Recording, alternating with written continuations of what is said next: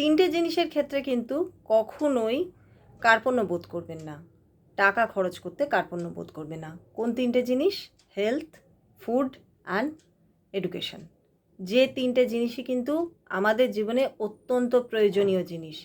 আজকে যদি আমরা আমাদের খাবার দাবারের সাথে মানে পুষ্টিকর খাদ্যের সাথে কম্প্রোমাইজ করি, পুষ্টিকর খাদ্য না খাই, তাহলে পরবর্তীকালে গিয়ে কিন্তু আমাদেরই হেলথ খারাপ হবে, শরীর স্বাস্থ্য খারাপ হবে। আর শরীর স্বাস্থ্য খারাপ যদি থাকে তাহলে আমরা কিন্তু কোনো কাজ করতে পারবো না।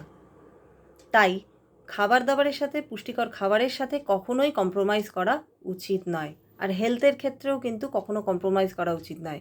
কোনো রোগ অসুখ বিসুখ হয়েছে তো তৎক্ষণাৎ ডাক্তার দেখান, ডাক্তার দেখিয়ে কিওর করুন, ফেলে রেখে দেবেন না, তাতে কিন্তু নিজের শরীর আরও বেশি খারাপ হবে। আর এডুকেশনের সাথে খবরদার কম্প্রোমাইজ করতে নেই, কারণ এই এডুকেশনের মাধ্যমেই কিন্তু আপনি পরবর্তীকালে অর্থ রোজগার করতে পারবেন।